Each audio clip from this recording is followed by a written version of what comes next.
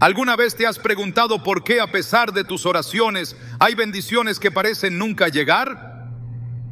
Tal vez la respuesta está en algo que has pasado por alto. En Juan 10:10, Jesús nos advierte: el ladrón no viene sino para hurtar, matar y destruir. Yo he venido para que tengan vida y para que la tengan en abundancia. Esta poderosa declaración revela una verdad espiritual profunda. Los demonios no solo atacan desde fuera, también buscan robar desde dentro, especialmente cuando abrimos puertas a través del pecado oculto. Hoy profundizaremos en un tema que pocos se atreven a mencionar: las 5 cosas que los demonios roban a los elegidos que se masturban. Te mostraremos cómo este acto, aunque íntimo y aparentemente inofensivo, puede convertirse en una grieta espiritual que permite la pérdida de dones, propósito, paz y conexión con Dios. ¿Estás listo para entender lo que Dios tiene reservado para ti? Hay momentos en los que el silencio espiritual se vuelve tan profundo que parece que Dios ya no está hablando.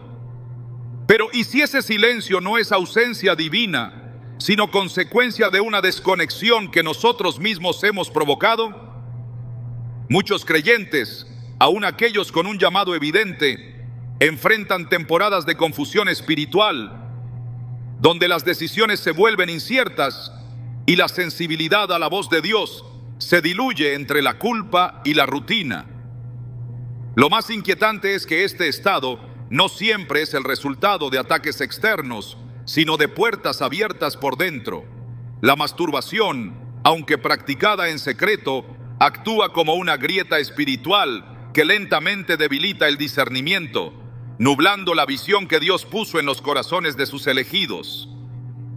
Desde los tiempos más antiguos, la Biblia deja claro que los actos ocultos tienen un impacto directo en el espíritu. En Efesios 5, 11, 12 leemos: no participen en las obras infructuosas de la oscuridad, sino más bien denúncienlas, porque da vergüenza aún mencionar lo que los desobedientes hacen en secreto. Este pasaje no solo condena las acciones realizadas en lo oculto, sino que también revela que esas prácticas tienen frutos, y esos frutos son la confusión, el aislamiento y la pérdida de dirección. Lo que empieza como una gratificación momentánea termina convirtiéndose en una muralla entre el creyente y la voz de Dios. Muchos piensan que la masturbación es solo un acto físico, una respuesta natural al deseo. Pero en la dimensión espiritual, este hábito repetido alimenta fortalezas demoníacas que silencian la conciencia y apagan la percepción. El problema no radica únicamente en el acto, sino en el ciclo que genera. Comienza con el deseo, sigue con la caída, luego llega la culpa y finalmente la desconexión. Este patrón se repite tantas veces que la conciencia se cauteriza y el alma pierde la capacidad de distinguir lo que viene de Dios y lo que proviene de la carne o del enemigo. En 1 Timoteo 4:2 se habla de aquellos cuya conciencia está cauterizada, refiriéndose a personas que han sido expuestas tan repetidamente al pecado que ya no lo perciben como tal. Esa es una de las señales más claras de que el discernimiento espiritual está siendo robado. Cuando el discernimiento desaparece, lo que queda es una espiritualidad superficial, mecánica, carente de profundidad. La oración se vuelve rutinaria, la lectura bíblica se convierte en una obligación y la presencia de Dios se siente lejana.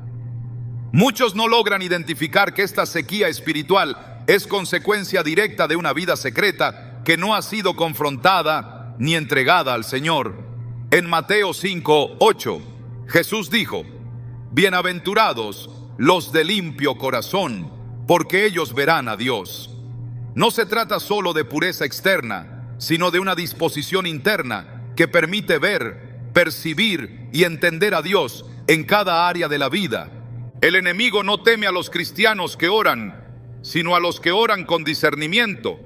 No le preocupan los que leen la Biblia por hábito, sino los que la leen y reciben revelación. Por eso, Una de las primeras áreas que los demonios atacan cuando un elegido cede a la masturbación es su capacidad de discernir. Este ataque no es evidente al principio, pero sus efectos se acumulan con el tiempo. Decisiones confusas, falta de dirección, relaciones tóxicas aceptadas como voluntad de Dios y una interpretación distorsionada de las señales espirituales.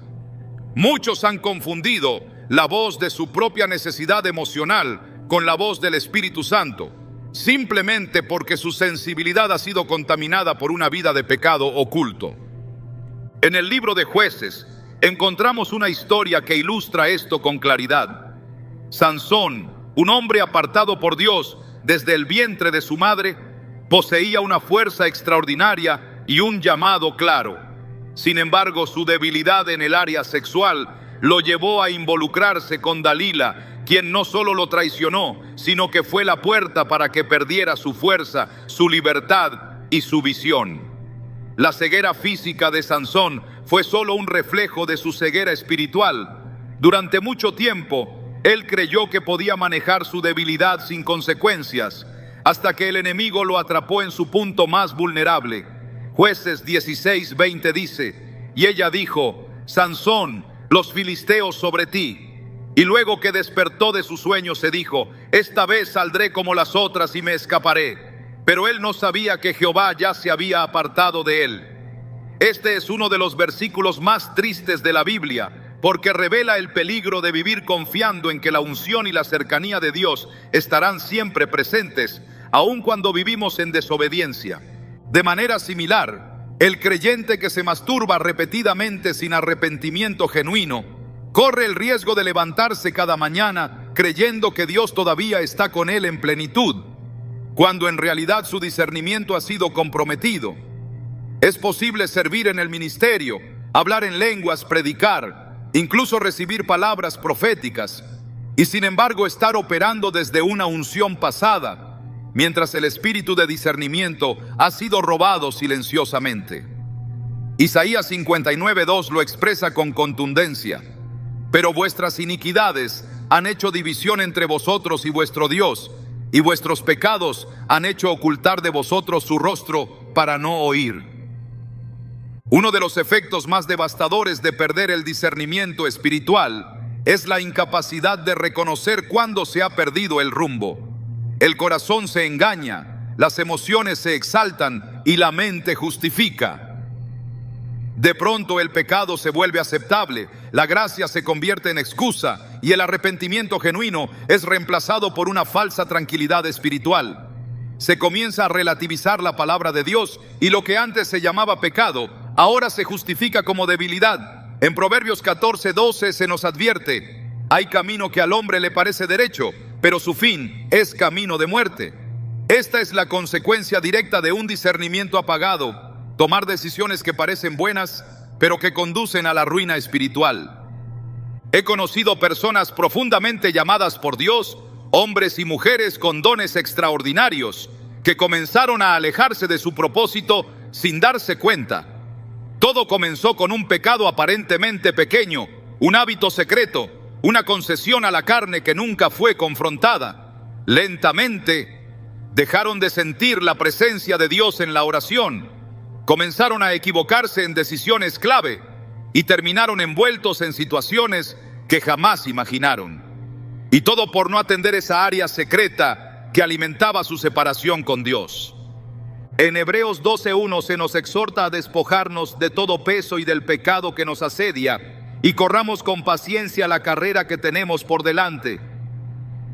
Esta carrera no puede correrse con claridad si nuestros ojos espirituales están nublados.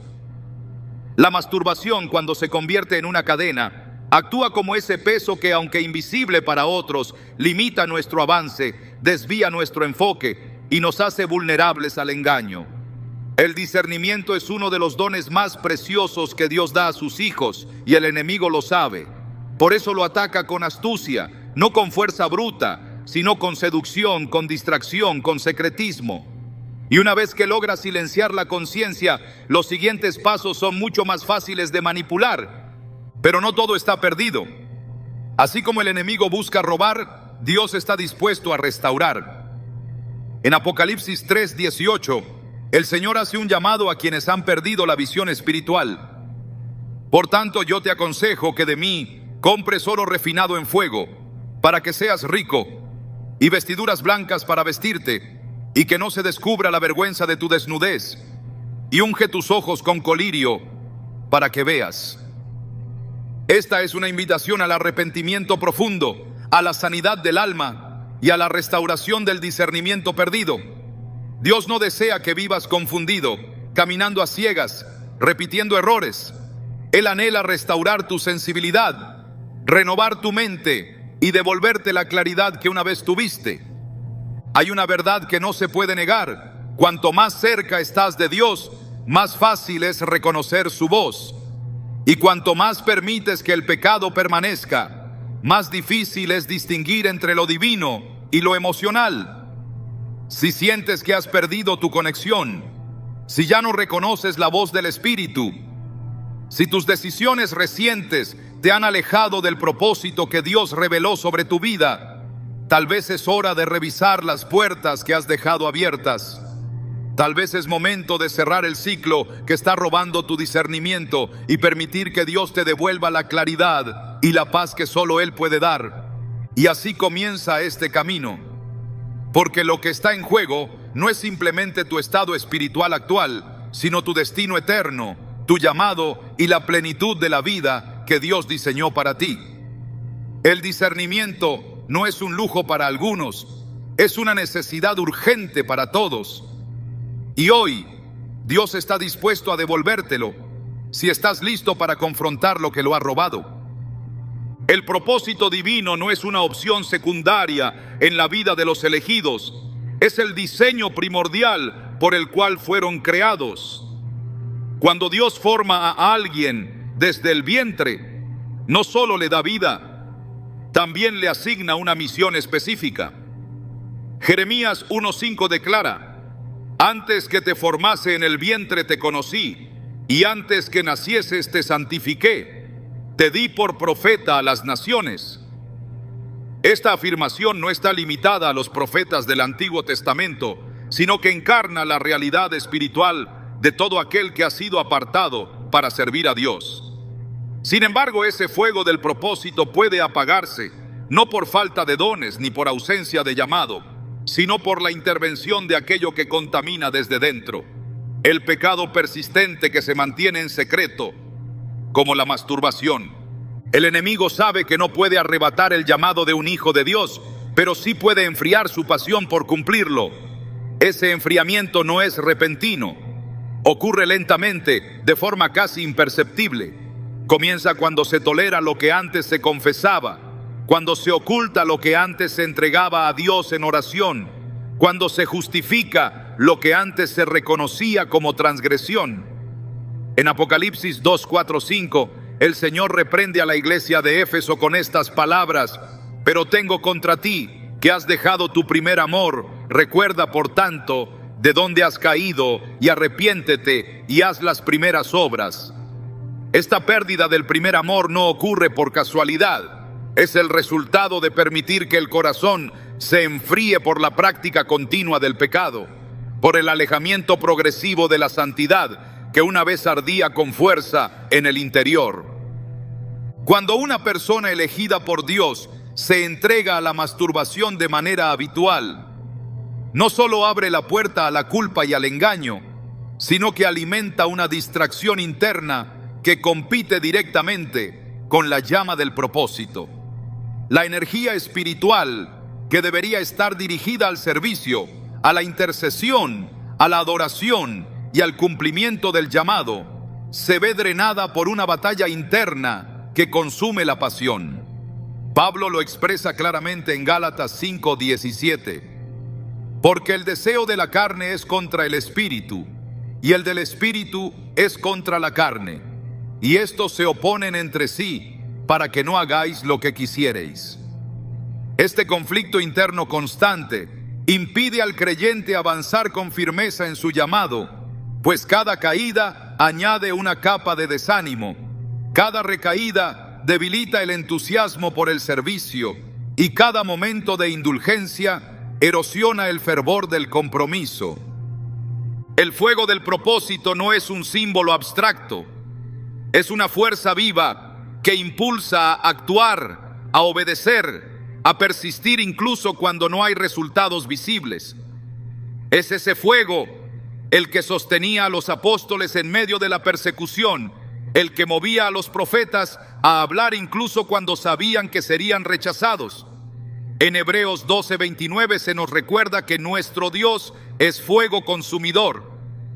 Y ese fuego también debe arder en el interior de aquellos que han sido escogidos para manifestar su gloria. Pero cuando la pureza se compromete por hábitos ocultos, el altar interior se llena de ceniza. Lo que una vez era llama viva se convierte en un rescoldo apenas perceptible. El enemigo no necesita apagar de golpe el fuego de un llamado. Le basta con entibiarlo. La tibieza espiritual es uno de los estados más peligrosos en los que puede encontrarse un elegido.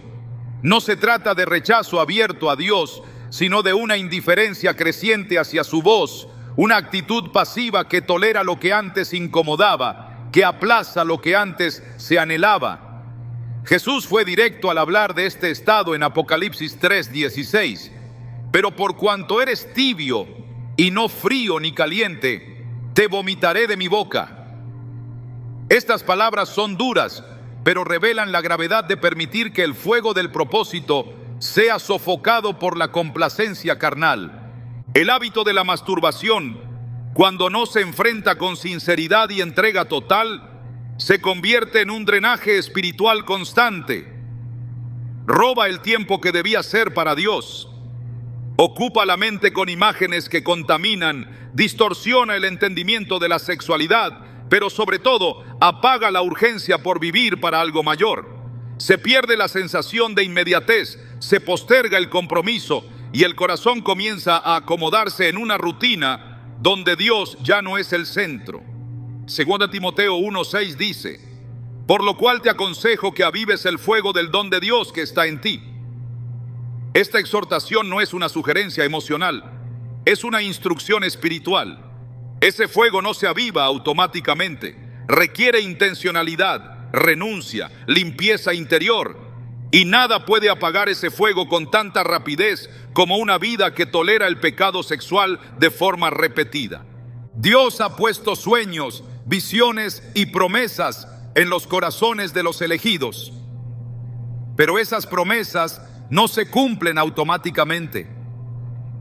La fidelidad a Dios, la pureza del corazón y la entrega total son condiciones necesarias para mantener vivo el impulso que lleva a cumplir el propósito. Cuando esas condiciones se relajan, lo que fue un día un llamado ardiente termina siendo una historia que solo vive en la memoria. Romanos 12:11 nos insta: en lo que requiere diligencia, no perezosos, fervientes en espíritu, sirviendo al Señor. Este fervor no puede coexistir con una vida espiritual dividida, donde se sirve a Dios públicamente mientras se alimenta el pecado en lo privado. Esa dualidad termina por desgastar el alma, endurecer la conciencia y apagar la llama. En las Escrituras hay momentos donde el fuego representaba la aprobación y presencia de Dios. Cuando Elías confrontó a los profetas de Baal, el fuego que descendió del cielo fue señal de que Dios había escuchado y aprobado su clamor. Pero ese fuego no habría descendido si Elías hubiera estado en pecado.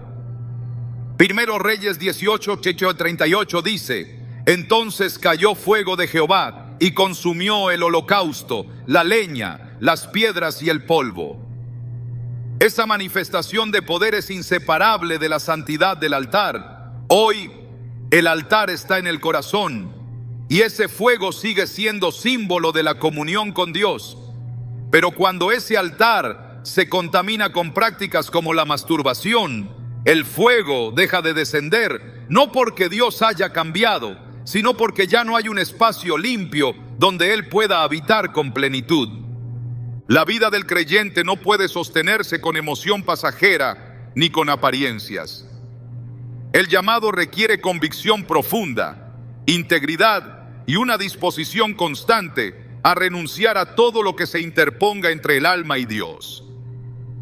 La masturbación, aunque escondida tras la excusa de la debilidad humana, representa un obstáculo real para mantener la llama del propósito encendida. No es simplemente una caída ocasional. Cuando se convierte en un patrón, en una práctica tolerada, se transforma en una estrategia del enemigo para extinguir el avance espiritual. La vida que Dios diseñó para cada uno de sus elegidos no es una vida de estancamiento ni de frustración, sino una existencia plena en la que cada acción se alinea con su voluntad. Pero esa plenitud solo se alcanza cuando se vive con un corazón purificado, completamente entregado y dispuesto a sacrificar incluso los deseos más arraigados por causa del reino. Muchos se preguntan por qué ya no sienten la misma pasión que al principio. ¿Por qué ya no oran con la misma intensidad ni sienten el mismo gozo al servir? La respuesta está en el estado del fuego interior. Si el propósito ya no impulsa, si el llamado ya no arde, si el servicio se ha vuelto mecánico, es tiempo de examinar el altar. Es tiempo de identificar qué lo ha contaminado, qué lo ha apagado. El fuego del propósito no se extingue solo, se apaga cuando dejamos que el pecado tenga espacio donde antes solo Dios habitaba. En Levítico 6:13 se ordena: el fuego arderá continuamente en el altar, no se apagará. Este mandato no era simbólico, era una orden clara. Y aunque pertenecía al sacerdocio levítico, hoy aplica al sacerdocio espiritual de todos los creyentes.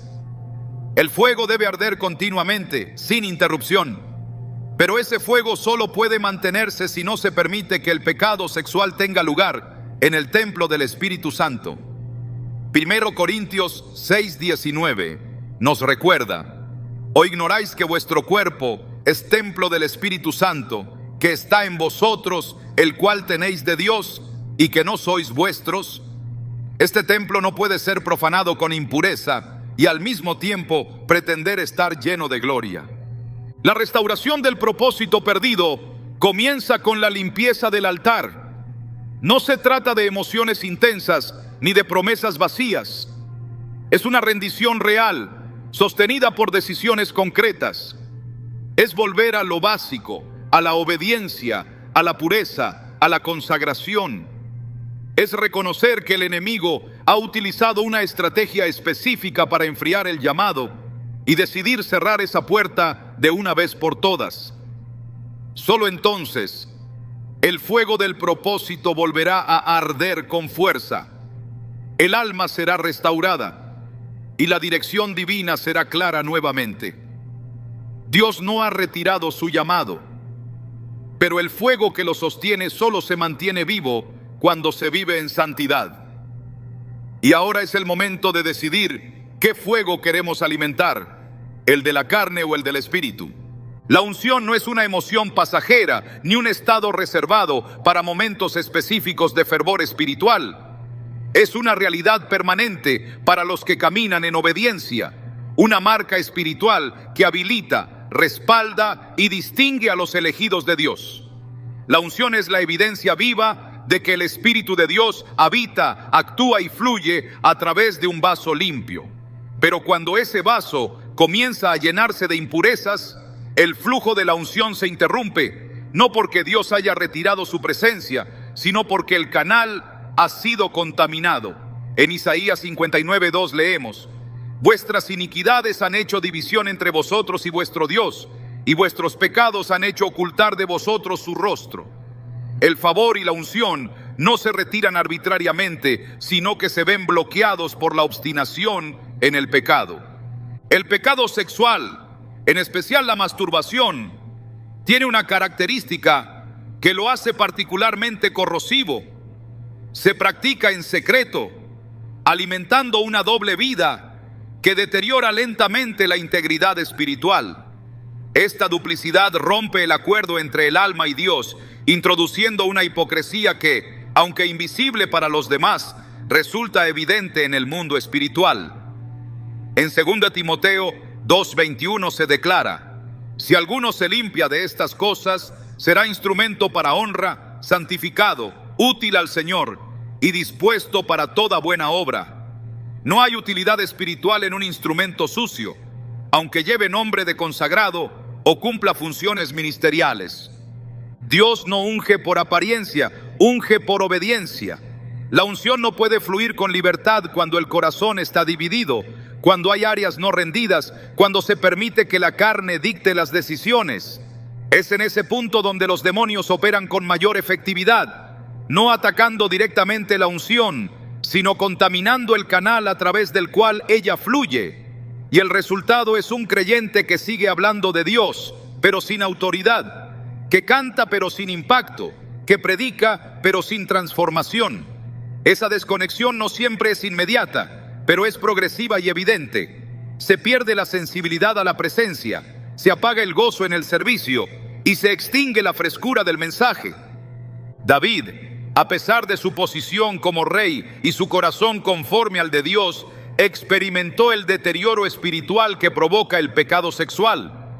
Su caída con Betsabé no solo produjo consecuencias visibles como la muerte de su hijo, sino una pérdida temporal del favor y la unción. En el Salmo 51, David clama con desesperación: no quites de mí tu Santo Espíritu, vuélveme el gozo de tu salvación, y espíritu noble me sustente. Estas palabras no son poéticas, son el lamento de un ungido que sintió el peso de su desconexión espiritual. Su petición no fue por el trono ni por la fama, sino por la restauración de esa comunión íntima que había sido quebrantada por su pecado. Cuando se practica la masturbación de manera habitual, el corazón comienza a endurecerse. La presencia de Dios, que antes era tangible, se torna distante. La oración pierde intensidad y la adoración se convierte en rutina. Esta pérdida de conexión se manifiesta también en la sequedad espiritual. La palabra ya no produce revelación, el discernimiento se debilita y la pasión por las almas se enfría. No porque Dios haya dejado de hablar, sino porque el ruido del pecado ha sofocado la capacidad de escuchar. La unción es también la cobertura espiritual que protege, guía y empodera al creyente. Cuando se pierde esa cobertura, el alma queda expuesta a ataques que antes eran fácilmente resistidos. El pecado constante actúa como una brecha en el muro espiritual. En Eclesiastés 10:8 se advierte: el que abre brecha en un muro, la serpiente lo morderá. El enemigo no necesita un permiso amplio para entrar, le basta con una fisura constante, una práctica repetida y no arrepentida. Y cuando encuentra ese acceso, comienza el proceso de desgaste que debilita la autoridad espiritual. Una vida marcada por la masturbación pierde la capacidad de operar con el respaldo del cielo. Las palabras ya no llevan peso, las oraciones ya no rompen yugos y el servicio ya no transforma. El creyente puede seguir activamente involucrado en actividades espirituales, pero sin impacto real. En Jueces 16, Sansón pensó que, como en otras ocasiones, saldría victorioso, pero el versículo 20 dice: él no sabía que Jehová ya se había apartado de él. Esta desconexión no se percibe de inmediato, y es ahí donde reside el peligro. Se puede estar funcionando, pero desconectado. Se puede estar hablando de Dios sin Dios. Se puede estar en el templo sin estar bajo la nube. El favor divino es más que provisión material o reconocimiento humano. Es el respaldo del cielo sobre cada decisión, es la paz que guía cada paso, es la certeza de estar en el centro de la voluntad de Dios. Cuando se pierde ese favor, las puertas comienzan a cerrarse, los caminos se vuelven confusos y la gracia que antes acompañaba cada paso desaparece. Salmo 5:12 afirma: porque tú, oh Jehová, bendecirás al justo, como con un escudo lo rodearás de tu favor. Ese favor no se mantiene por mérito humano, sino por una vida rendida. Y la masturbación constante rompe esa rendición, instala un conflicto interno que impide caminar en libertad y pureza. La desconexión de la unción y el favor divino produce esterilidad espiritual. Donde antes había fruto, ahora hay estancamiento. Donde antes había avance, ahora hay frustración. Y todo porque el pecado ha ocupado el espacio que debía ser solo para Dios. La gracia sigue estando disponible, pero requiere arrepentimiento genuino, confesión y una limpieza profunda. No basta con lamentarse por la pérdida. Es necesario actuar con determinación para cerrar las puertas abiertas al enemigo. El Espíritu Santo no cohabita con el pecado. Su presencia se retira, no por fragilidad, sino por santidad. No se trata de legalismo. Se trata de entender que la unción reposa donde hay integridad. En Efesios 4:30 se nos exhorta: y no contristéis al Espíritu Santo de Dios, con el cual fuisteis sellados para el día de la redención. Contristar al Espíritu no es un acto accidental, es el resultado de una vida que tolera lo que Dios aborrece. Y la masturbación, aunque íntima y silenciosa, es una forma directa de deshonrar el templo del Espíritu. Dios desea ungir a sus hijos con poder, llenarlos de autoridad, respaldar sus palabras y multiplicar su impacto. Pero esa unción requiere vasos limpios, corazones rectos y vidas que reflejen su santidad. No se trata solo de lo que se dice o se hace públicamente, sino de lo que se guarda en lo secreto. En Mateo 6:6 Jesús enseñó: mas tú, cuando ores, entra en tu aposento y cerrada la puerta, ora a tu Padre que está en secreto. Ese mismo principio aplica a la santidad. Lo que ocurre en secreto es lo que define la realidad espiritual. No se puede vivir en un cuarto cerrado con pecado y esperar que el cielo se abra en lo público. La restauración es posible, pero requiere decisión. La gracia de Dios está disponible para romper cadenas, limpiar el alma y restaurar la conexión con el Espíritu. Pero esa restauración no será plena hasta que se cierren todas las puertas al pecado y se vuelva al primer amor. El aceite fresco no puede ser derramado en odres viejos. El fuego nuevo no puede arder en altares contaminados. Es necesario preparar el lugar, limpiar la vasija y hacer espacio para que la unción fluya nuevamente con libertad y poder. La masturbación, aunque minimizada por la cultura y racionalizada por muchos, sigue siendo una violación al diseño de pureza que Dios estableció para sus hijos. No se puede justificar lo que Dios llama inmundicia. No se puede pretender caminar en favor mientras se alimenta el hábito que lo bloquea. Es tiempo de romper el ciclo, cerrar la brecha y recuperar la conexión con la unción que fue robada. El Espíritu Santo está dispuesto a volver a llenar, pero solo donde encuentra limpieza y consagración. Y ese es el llamado para los elegidos: volver a ser templos vivos, vasos de honra, instrumentos que no solo hablen de Dios, sino que porten su presencia con poder y autoridad. Cuando la opresión llega, no siempre se presenta como un estruendo. A menudo entra silenciosamente, disfrazada de pensamientos recurrentes, de emociones inexplicables, de una tristeza sutil que no desaparece. Y en el ámbito espiritual, esa opresión tiene raíces que muchas veces no se reconocen, porque no provienen de lo visible, sino de lo que se practica en lo oculto. La masturbación no es simplemente un desliz físico, es una puerta abierta a la invasión de fuerzas espirituales que operan sobre la mente, la voluntad y las emociones, generando ciclos de desánimo, ansiedad, inestabilidad emocional y una lucha interna que no se resuelve solo con fuerza de voluntad.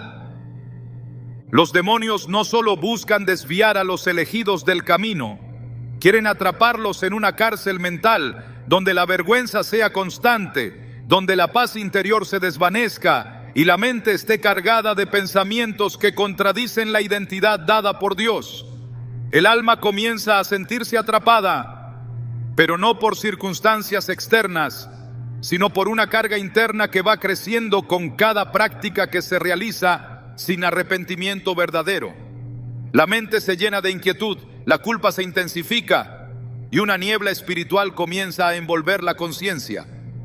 En 2 Corintios 10, 4, 5 se nos recuerda: porque las armas de nuestra milicia no son carnales, sino poderosas en Dios para la destrucción de fortalezas, derribando argumentos y toda altivez que se levanta contra el conocimiento de Dios, y llevando cautivo todo pensamiento a la obediencia a Cristo. Esta batalla no se libra con palabras externas, se libra en la mente.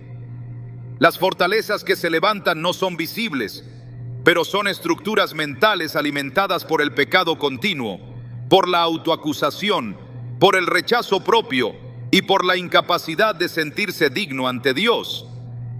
Es una prisión que comienza con un pensamiento y termina modelando un comportamiento que se normaliza, pero que en lo profundo consume la salud emocional y espiritual del creyente.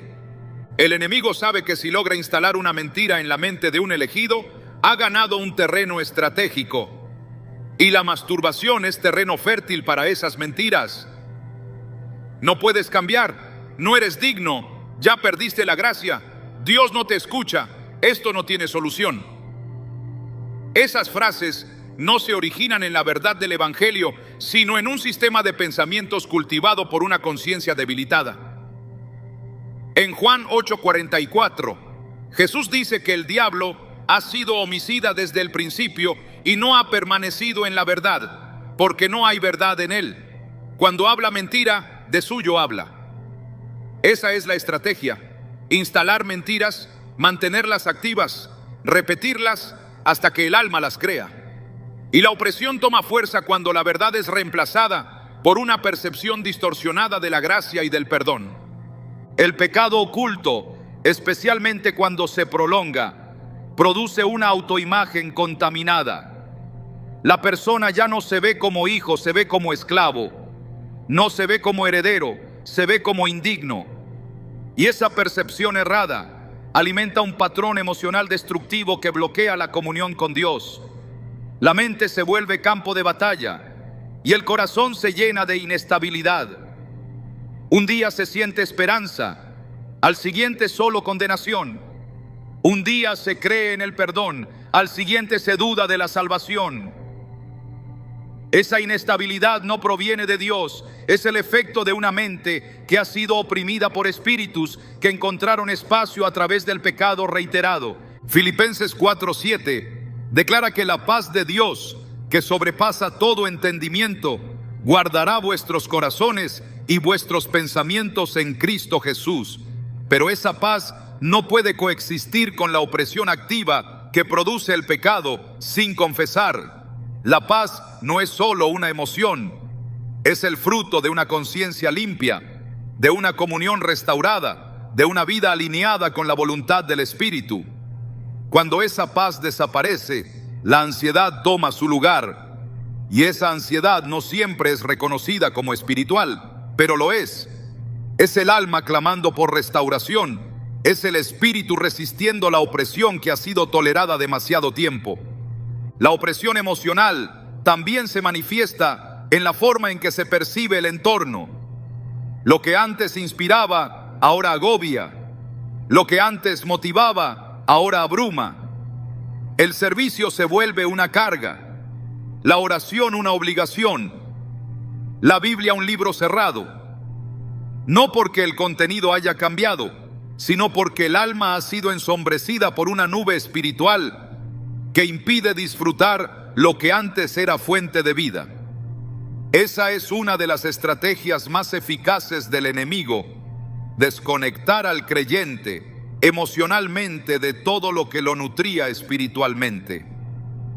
Y lo hace sutilmente, sin grandes rupturas, pero con una persistencia que, si no se enfrenta, termina por quebrar la estabilidad emocional y la conexión con la verdad. En Romanos 8:6 leemos: porque el ocuparse de la carne es muerte, pero el ocuparse del espíritu es vida y paz. La masturbación alimenta el enfoque en la carne. No se trata únicamente de un deseo que se satisface, sino de una forma de vida donde los sentidos gobiernan. donde la búsqueda de placer reemplaza la búsqueda de Dios. Y esa vida centrada en la carne produce muerte en muchas formas: muerte emocional, muerte de la esperanza, muerte del gozo, muerte de la sensibilidad espiritual. La mente ya no se deleita en lo eterno, se obsesiona con lo temporal. El alma ya no canta, se lamenta. El espíritu ya no se eleva, se arrastra. La depresión, el desgano, la fatiga mental constante muchas veces no tienen raíces únicamente psicológicas. Hay opresiones espirituales que se disfrazan de condiciones emocionales, y cuando no se discierne la raíz, se intenta resolver con soluciones superficiales, lo que requiere una limpieza profunda del alma. Salmo 32, 3, 4 describe la experiencia del alma cargada por el pecado. Mientras callé, se envejecieron mis huesos en mi gemir todo el día, porque de día y de noche se agravó sobre mí tu mano, se volvió mi verdor en sequedad de verano. Este no es solo un lamento físico, es una descripción emocional de alguien que ha vivido en silencio, que ha cargado con el peso de su pecado sin confesarlo y cuya alma se ha agotado por dentro. La masturbación persistente roba el descanso interior. La persona puede dormir pero no descansar, puede reír pero no disfrutar, puede estar rodeada pero sentirse sola. Esa es la marca de la opresión: vivir con aparente normalidad mientras por dentro se libra una batalla constante. Y esa batalla no se gana con esfuerzo humano, sino con rendición genuina. No se trata de intentar más fuerte, se trata de entregar completamente el área que ha sido fuente de opresión, para que Dios recupere el terreno y vuelva a establecer su paz. En Isaías 26:3 se nos da una promesa poderosa: tú guardarás en completa paz a aquel cuyo pensamiento en ti persevera, porque en ti ha confiado. Esa paz no es un premio por buen comportamiento, es el resultado de una mente que se ha rendido, de un corazón que ha dejado de resistir y ha decidido confiar. Pero esa confianza se erosiona cuando se convive con el pecado. Cada recaída mina la seguridad en Dios. Cada episodio de indulgencia alimenta la duda. Y la duda abre la puerta a más opresión. Es un ciclo que solo se rompe con un acto decidido de renuncia total. El enemigo no quiere únicamente que se caiga en pecado, quiere que se permanezca en él, que se lo acepte, que se lo normalice. Porque mientras se lucha, aún hay guerra espiritual. Pero cuando se deja de luchar y se justifica el pecado, el terreno ha sido completamente tomado. Efesios 4:27 advierte: ni deis lugar al diablo. Y el lugar que se le da en el alma, aunque pequeño, se convierte en un centro de operaciones que afecta todas las áreas: los pensamientos, las emociones, las decisiones, las relaciones, la percepción de Dios y la percepción de uno mismo. La restauración emocional comienza con la verdad, no con palabras superficiales, sino con la confrontación profunda de lo que se ha tolerado. El Espíritu Santo no viene a acusar, viene a redarguir, a revelar la raíz, a desenterrar lo que ha estado escondido, no para exponer, sino para sanar. Juan 16:13 declara: pero cuando venga el Espíritu de verdad, Él os guiará a toda la verdad. Esa verdad no solo se refiere a doctrinas, se refiere a la condición del corazón. El Espíritu revela lo que ha causado la opresión para que pueda ser entregado. Y cuando eso ocurre, la paz vuelve, la mente se aclara, el alma se fortalece. La opresión no es una condena permanente, es un síntoma de que el alma necesita intervención divina. Y esa intervención no es inalcanzable. Está disponible para los que reconocen, confiesan y entregan. La libertad comienza en el pensamiento, continúa en la confesión y se manifiesta en la transformación. Pero para que esa transformación ocurra, el área que ha sido terreno del enemigo debe ser desalojada completamente. Solo así la paz de Dios podrá volver a gobernar el corazón y la mente de sus elegidos. El amor fue concebido por Dios como una expresión pura de su naturaleza. Desde la creación, la relación entre el hombre y la mujer fue establecida bajo el principio de unidad, fidelidad y propósito eterno. La sexualidad dentro del contexto divino no es solo un acto físico, sino una manifestación espiritual que representa un pacto sagrado. Génesis 2:24 lo expresa con claridad al decir: por tanto, dejará el hombre a su padre y a su madre, y se unirá a su mujer, y serán una sola carne. Este diseño sin distorsión refleja el corazón mismo del Creador y su intención para la humanidad. Pero cuando este principio se vulnera a través del pecado, especialmente mediante la masturbación alimentada por fantasías y estímulos impuros, el entendimiento del amor comienza a deformarse profundamente. La masturbación no opera sola, se nutre del deseo, de la imaginación carnal, de estímulos visuales que contrarrestan la santidad. El acto en sí se convierte en una escuela de pensamientos torcidos, donde el alma se entrena a buscar placer separado del pacto, separado de la entrega, separado del sacrificio mutuo que define el verdadero amor. En Mateo 5:28 Jesús afirmó: cualquiera que mira a una mujer para codiciarla, ya adulteró con ella en su corazón. Este nivel de pureza que exige el reino no solo revela la seriedad del asunto, sino que también señala el punto donde comienza la distorsión. Lo que se imagina, lo que se visualiza, lo que se desea en secreto, termina contaminando el alma y modelando una visión de las relaciones completamente alejada de la voluntad de Dios. El corazón empieza a esperar lo que no es real. Se sustituye el compromiso por la gratificación inmediata, el respeto por el uso, la comunión por el consumo. Cada vez que se cede al impulso, se debilita la capacidad de ver a los demás como Dios los ve. La lujuria reemplaza al amor genuino y el deseo se convierte en un ídolo que consume el alma y guía las decisiones. En Romanos 1:24 se describe cómo Dios entrega a los hombres a sus pasiones impuras cuando insisten en deshonrar sus cuerpos entre sí. La masturbación, como acto centrado en uno mismo, separa el placer de la entrega mutua y establece un patrón de egoísmo emocional que tarde o temprano afecta toda relación presente o futura. El problema no es solo la acción, sino la semilla que siembra en el corazón. Una semilla de fantasía que germina en expectativas irreales, en comparaciones destructivas, en la incapacidad de construir vínculos sanos. Alguien que se acostumbra a la autosatisfacción repetida y solitaria, entrena su mente a obtener sin dar, a recibir sin servir, a dominar sin comprometerse. Y esa actitud se traslada inevitablemente a sus relaciones, generando una incapacidad para sostener la paciencia, el diálogo, el perdón o la verdadera intimidad.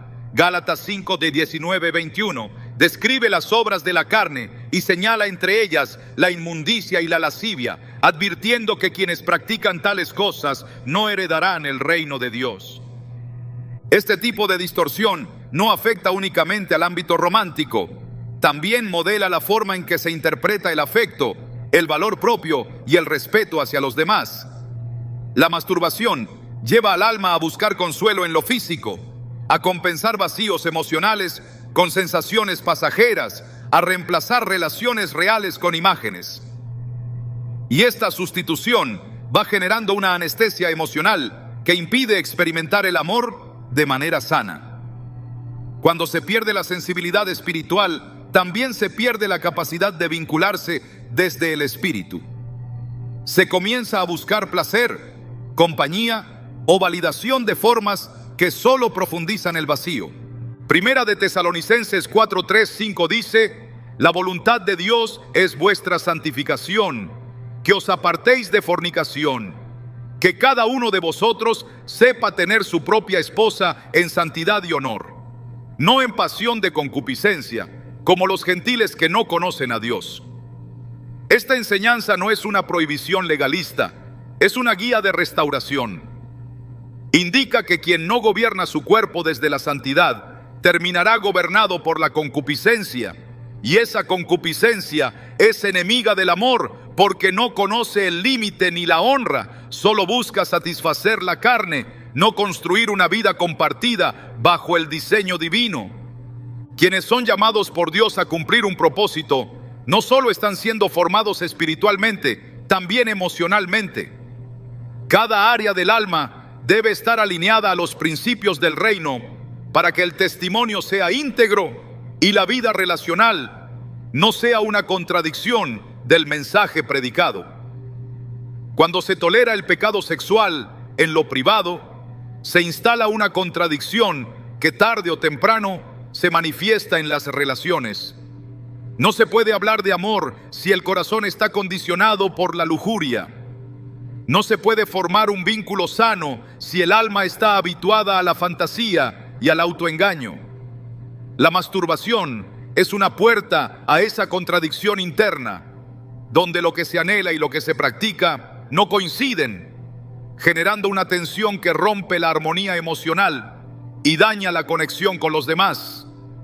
En Efesios 5, 1, 3 se exhorta: sed pues imitadores de Dios como hijos amados, y andad en amor, como también Cristo nos amó.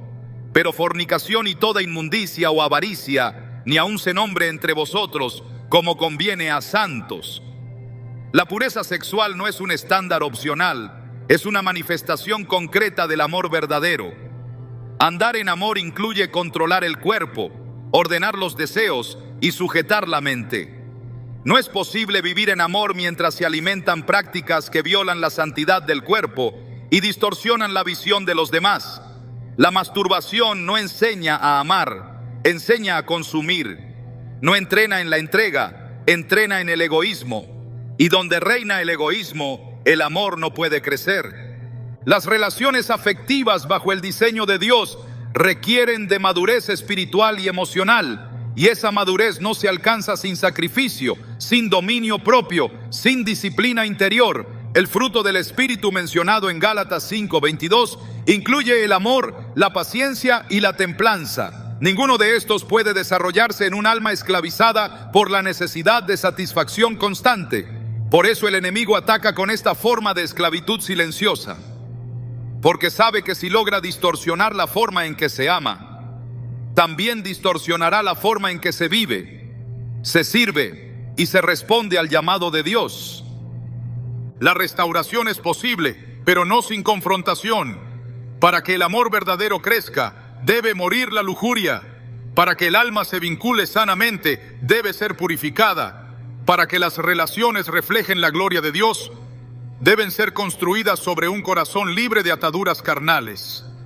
En 1 Pedro 1:22 se nos anima: habiendo purificado vuestras almas por la obediencia a la verdad, mediante el Espíritu, para el amor fraternal no fingido, amaos unos a otros entrañablemente, de corazón puro. Esa pureza no nace de una emoción, nace de una decisión espiritual de cerrar toda fuente de contaminación.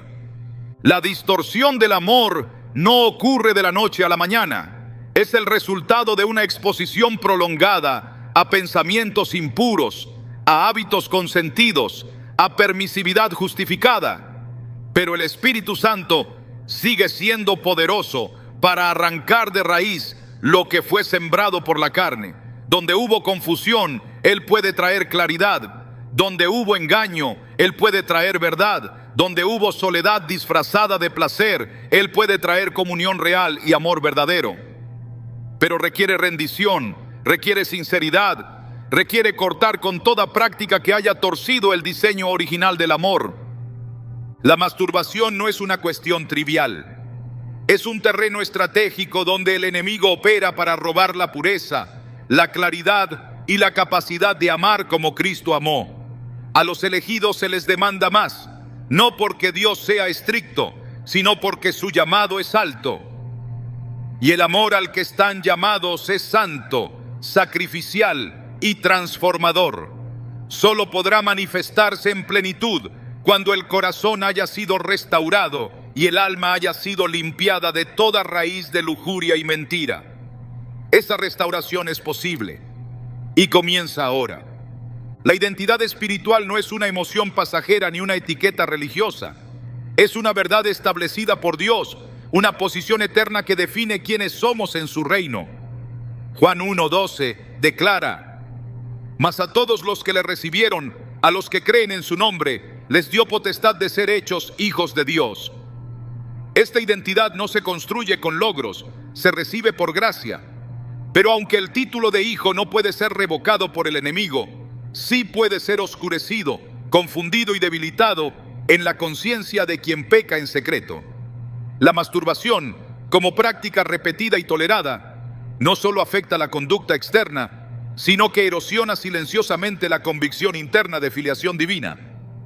Cuando un hijo de Dios cae en pecado sexual y no se levanta con arrepentimiento genuino, comienza a experimentar una desconexión emocional con su identidad espiritual. El alma empieza a sentirse indigna, sucia, lejana.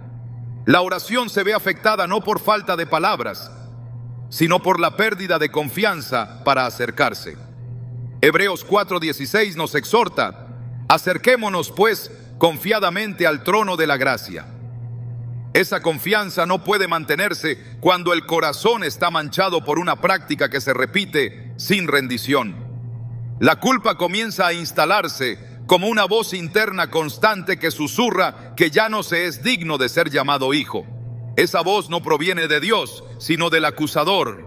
Apocalipsis 12:10 lo identifica como el que acusaba a nuestros hermanos delante de nuestro Dios día y noche. El enemigo no necesita quitar el título de hijo, le basta con hacer que el creyente lo dude. Esa duda, sembrada y regada con cada recaída, termina distorsionando la percepción que el alma tiene de sí misma. Ya no se ora como hijo, se ora como esclavo. Ya no se camina con autoridad, se camina con vergüenza. Esa es una de las pérdidas más dolorosas. No el favor, no el llamado, sino la conciencia de pertenencia. El pecado sexual compromete la integridad, pero también hiere la imagen espiritual. El cuerpo, templo del espíritu, al ser tratado como instrumento de placer solitario, deja de reflejar el valor con el que fue creado. 1 Corintios 6:20 lo recuerda: porque habéis sido comprados por precio. Glorificad pues a Dios en vuestro cuerpo y en vuestro espíritu, los cuales son de Dios. Cada vez que se practica la masturbación, el alma pierde claridad sobre ese valor. Se comienza a vivir desde la necesidad, no desde la herencia. Se busca validación externa, no desde la plenitud interna. Y esa desconexión contamina toda relación con el Padre. Cuando Jesús fue bautizado, antes de hacer milagros, antes de predicar, antes de liberar, el Padre habló: este es mi Hijo amado, en quien tengo complacencia. Mateo 3:17. Esa afirmación fue la base de toda su identidad y ministerio. El enemigo intentó atacarla de inmediato en el desierto. Si eres hijo de Dios, Mateo 4:3. Esa es la estrategia: sembrar duda en la base, porque si se tambalea la identidad, todo lo demás se vuelve inseguro. Y cuando un creyente vive en pecado no confesado, especialmente uno ligado a la sexualidad, se vuelve terreno fértil para esa duda. El alma, cargada de vergüenza, ya no escucha con claridad la voz del Padre. Comienza a interpretarla desde el temor, desde la distancia, desde la acusación. Romanos 8:15 reafirma: no habéis recibido el espíritu de esclavitud para estar otra vez en temor, sino que habéis recibido el espíritu de adopción, por el cual clamamos: Abba, Padre. Pero el pecado, cuando no es enfrentado, reactiva ese espíritu de esclavitud, y con él la inseguridad, la inestabilidad y la vergüenza. Lo que debía ser una relación basada en amor se convierte en una lucha constante por sentirse aceptado.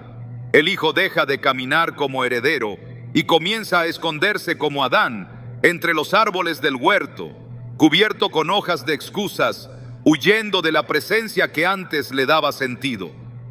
La restauración comienza con la verdad, no con una emoción, sino con una decisión de regresar al Padre, de confesar sin reservas, de recibir de nuevo la identidad que nunca fue anulada, pero sí empañada.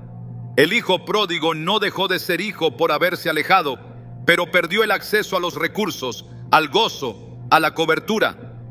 Lucas 15 muestra que solo cuando regresó en humildad pudo ser restaurado en su dignidad. El padre no le recordó su error, le devolvió su posición. Así también, todo aquel que ha sido debilitado en su identidad por causa de la masturbación puede ser restaurado cuando renuncia al pecado y abraza la verdad. Porque la verdadera libertad no está solo en dejar de caer, sino en volver a vivir como hijo. Y ese es el mayor tesoro que el enemigo quiere robar.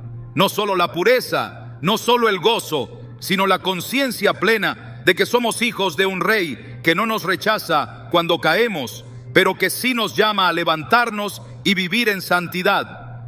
La identidad no se pierde, pero sí puede olvidarse.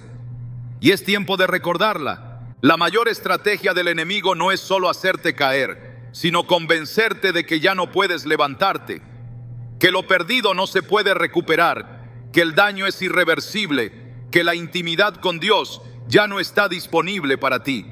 Pero esa es la mentira que hoy debe ser confrontada con la verdad eterna del Evangelio. Porque donde abundó el pecado, sobreabundó la gracia, y esa gracia no te excusa, te restaura, no te permite quedarte donde estás, te levanta con poder para vivir en lo que Dios diseñó para ti desde el principio. Es posible que sientas que algo se ha roto por dentro, que la llama ya no arde como antes, que el altar está cubierto de ceniza. Pero el Dios que resucita muertos también revive lo que tú creías perdido.